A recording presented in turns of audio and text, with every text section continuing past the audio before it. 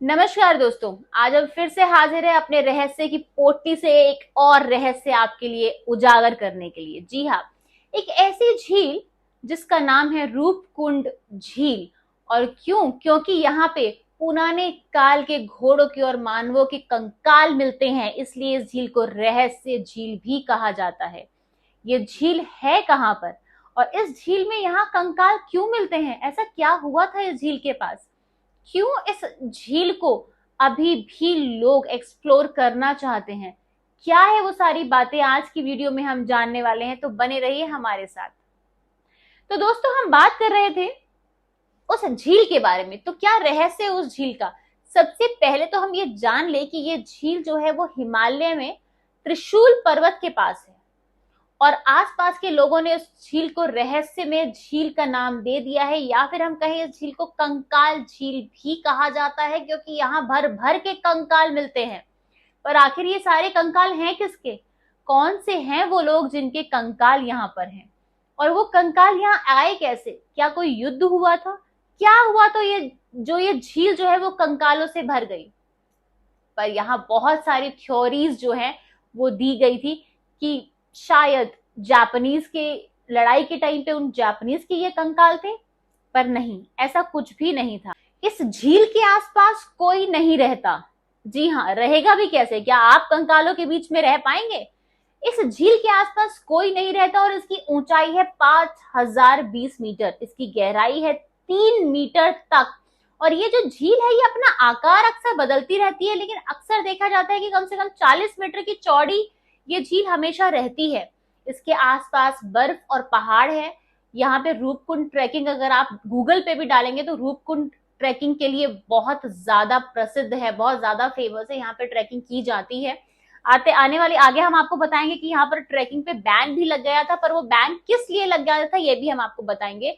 तो ये जो झील है जो कंकालों से भरी हुई है, जिसमें मानव कंकाल हैं, घोड़ों के कंकाल हैं, ये झील 3 मीटर गहरी है और ये बहुत ही ज्यादा डेंजरस दिखती है, बहुत ही ज्यादा खतरनाक दिखती है। तब भी लोग यहाँ पर आते हैं और झील पे जाते हैं और यहाँ पे रूपकुंड ट्रैकिंग भी करते हैं। लेकिन फिर ऐसा क्या हुआ कि वो ट्रैकिंग पर बैन लगा दिया गया? यहाँ हम ये भी जान लें कि बहुत सारी जो थ्योरीज आई थी, उन थ्योरीज में कितनी सच्चाई थी और कितनी नहीं। क्योंकि हर किसी ने अपने हिसाब से अटकलें लगाने की कोशिश की कि शायद ये हुआ होगा इसलिए ये कंकाल यहाँ आए, हो सकता है ऐसा हुआ हो इसलिए ये कंकाल यहाँ आए। पर सच्चाई क्या है, आइए आपको बताते हैं। ये झील सर्दियों में बर्फ से ढक जाती है, लेकिन जब बर्फ पिघलती है तो इसकी तली में सैकड़ों मानव कंकाल देखे जा सकते हैं। ये माना गया कि शायद कोई ऐसी घटना हुई होगी, कोई हेल स्टॉर्म आया होगा, कोई ऐसा बर्फीला तूफान आया होगा 9वीं शताब्दी में, जिसकी वजह से एक बहुत बड़ा समूह जो है इसकी चपेट में आया और ये सारे कंकाल उन्हीं के हैं।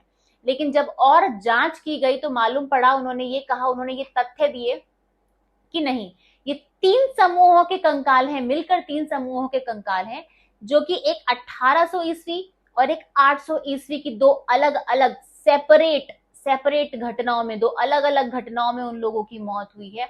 उन लोगों के यानी कि उनके मौत के कारण लोगों के अलग अलग थे। वो 3 समूह थे, जो तीनों समूह इन दो अलग अलग घटनाओं में मारे गए। यही कारण था कि इतने सारे कंकाल आज भी वहां पर देखे जा सकते हैं। लेकिन यहाँ पर अभी रुकी नहीं, जांच बाकी है, जांच चलती रही और भी तथ्य सामने आए। और वो क्या तथ्य थे? इन कंकालों की खोज 1942 में नंदा देवी उद्यान के एक वन रेंजर हरिकिशन मधुवाल ने की थी। पहली बार उन्होंने इन कंकालों की खोज की थी।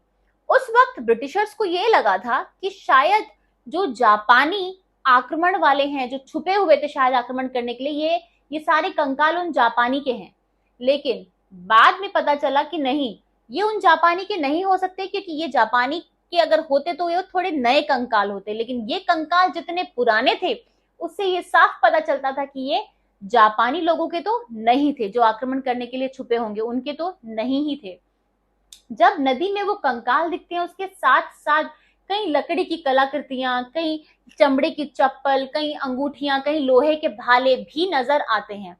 तो बहुत ही असमंजस बातें सामने आती हैं उस झील में, 2003 में जब इस झील से 30 कंकालों को निकाला गया तो उन कंकालों पे, उनके कुछ कंकालों पे अभी भी मांस लगा हुआ था।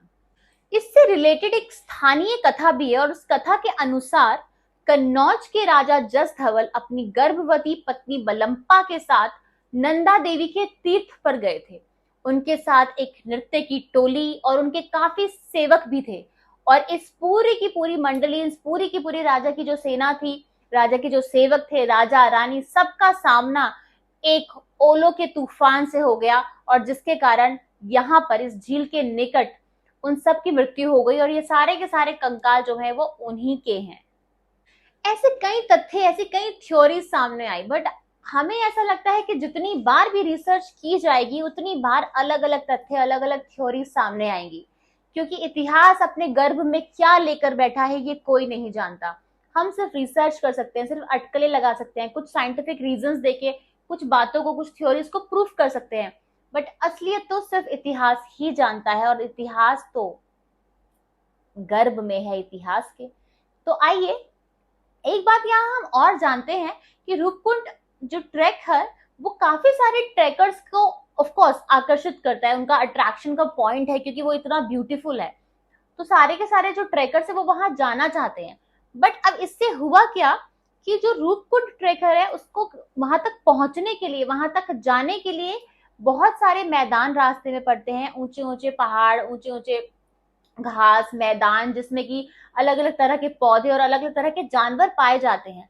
अब ट्रैक के दौरान लोगों ने नेचर का ध्यान नहीं रखा, ट्रैकर्स ने नेचर का ध्यान ना रखते हुए उन सभी चीजों को नुकसान पहुंचाया, जिसको मद्देनजर रखते हुए इस ट्रैकिंग पर लगभग एक तरह से बैन लगा दिया गया, क्योंकि डायरेक्ट रूपकुंड झील पर के ट्रैकिंग पर बैन नहीं है, लेकिन उत्तराखंड राज्य के जो मैदान है वहां पर उन्होंने नाइट कैंपिंग जो है वो बिल्कुल बंद कर दिया। अब नाइट कैंपिंग अगर बंद कर दिया, अगर आप नाइट कैंपिंग नहीं करेंगे, उसके बाद क्या हुआ है कि रूपकुंड झील तक का जो ट्रैक है वो करना काफी मुश्किल हो गया है, जिसकी वजह से सबको लगता है कि शायद ये असंभव ही है, नहीं कर पा रहे, क्योंकि इतना लंबा ट्रैक बिना नाइट कैंपिंग आप नहीं कर पाओगे, ये कारण है।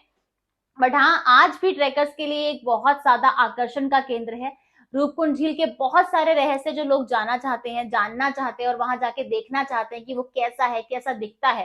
तो इसीलिए वो ट्रैकर जो है आज भी हिम्मत करके वहां जरूर जाते हैं।